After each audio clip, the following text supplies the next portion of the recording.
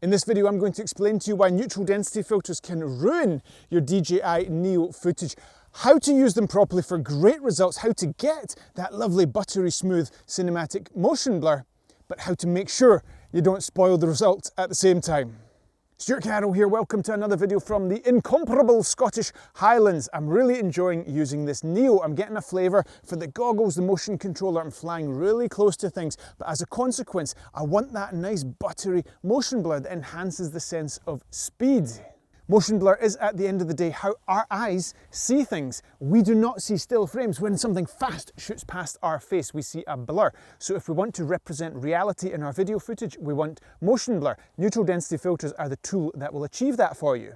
I'm sure you've heard about the 180-degree rule where you should have a shutter speed double your frame rate so you get that nice motion blur. So with a Neo that films 30 frames per second, you want a 1/60th of a second shutter speed. To achieve that shutter speed, we stick an ND filter on to reduce the exposure. So far so good, but why can it ruin the footage, Stewart? Unlike everything else you've probably used, with the exception of an action camera, the DJI Neo stabilizes its footage with electronic image stabilization, not mechanical image stabilization like you get on a DJI Mini 4 Pro, for example, or a Pocket 3 that's filming me now. Electronic image stabilization requires nice, crispy frames so a digital realignment of that frames can take place in the camera to give you that stable footage. If those frames are not crispy and sharp, i.e. they have motion blur in them, you can give the electronic image stabilization a right headache when it comes to making that footage smooth. So here we are doing all the right things, a fixed 1/60th of a second shutter, no fluctuations with auto exposure, never use ND filters with auto exposure. Now, where's the motion blur? Well, there's not a huge amount of motion, so there's not much motion blur to achieve, so we have the potential downside of using NDs with not a huge amount of upside. Now, wait for it, boom, did you see that? A stabilization artifact. Here's loads more. The wind went from non-existent to just a little bit gusty, not much, but enough to start moving that drone, and on that 1/60th of a second shutter, the stabilization is struggling. Here's another example, 1/60th of a second shutter, look closely, boom, there. Oh, not nice, kind of jello effects. I'll zoom in a bit so you can see a bit better. There it is. And I must say there was not much wind to cause this. In fact, if we look at the unstabilized view in the goggles, in we come, everything's pretty smooth, and then we get to here, boom, there, a little bit of rocking, a little bit of vibration. It wasn't much at all. So imagine if things are a lot more unstable than that. For a side-by-side comparison here, you can see the difference that a fast shutter speed makes in terms of enabling electronic image stabilization to work properly. In this real-world example, you can see that with a 1/1000th of a second shutter, which is what the drone is filming on here, the enormous amounts of movement in the Neo can actually be stabilized, but it requires that fast shutter, and the results are, quite frankly, amazing. But Stewart, I hear you ask. I've seen footage on the internet where the Neo has ND filters on it and it produces lovely, smooth, cinematic footage with that motion blur. And yes, it is possible. I've done it myself. But the secret sauce is that the electronic image stabilization is hardly enacted whatsoever in those shots because there's no wind. If you look at the unstabilized shot in the goggles versus the stabilized shot here, you can see that the goggles have tiny little jitters.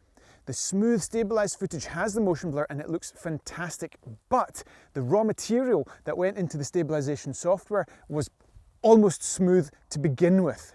Gyroflow in this instance had very little work to do to stabilize that footage, and as a consequence, even though there was motion blur in each of the frames, it was able to do a good job. As such, if you're flying in perfectly still conditions and you fly nice and smoothly, you can get away with, shall we say, 1/60th of a second shutter with in-camera stabilization or gyroflow, and you can get nice, smooth footage. 100% go for it.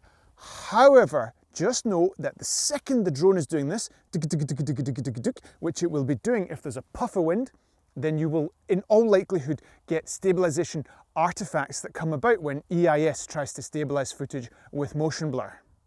In a windy scenario where the Neo is going to be jittering around in the air, you need to make a judgment as to whether or not you're going to prioritize motion blur at the risk of having a ruined shot.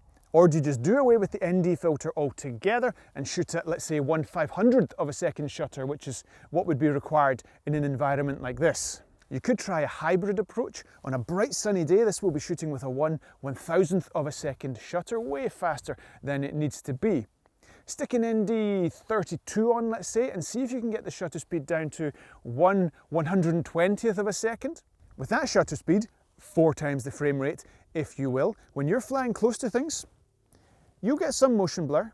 Not as much as 1/60th of a second, but you'll get motion blur, and the EIS won't have to work so hard to stabilize the footage. So you're increasing the likelihood that you will get away with it, shall we say, if you're flying quite smoothly and things are not too jittery.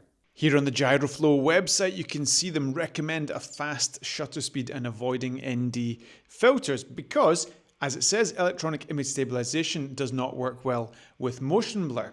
They point out that the 180-degree shutter rule does not work when using digital stabilization, and that it's better to use a 90-degree or 45-degree shutter, which is essentially a faster shutter speed. It's the hybrid approach that I was calling it, but basically a slightly faster shutter speed, but not going all the way up to 1/1000th of a second.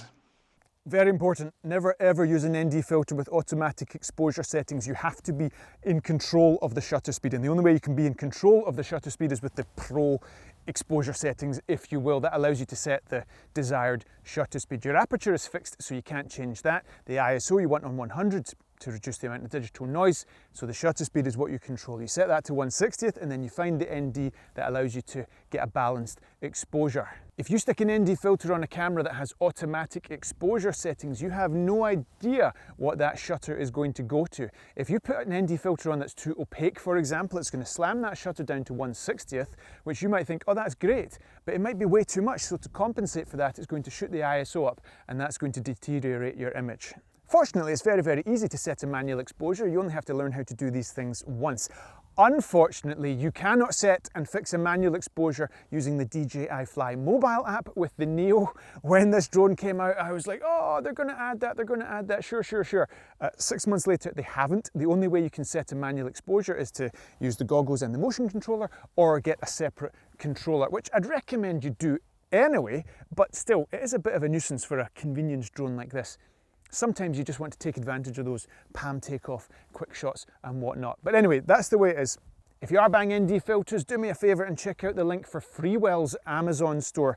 They're the ND filters we use. They've been very supportive of the channel for a long time. While you're down there, grab yourself a copy of our free ebook, From Drone Zero to Drone Hero, 37 tips to get you flying like a filmmaker. If you like drone content in this location or locations like this, check out our courses. You'll never have seen anything like it. The best aerial education money can buy. And we'll see you in the next one.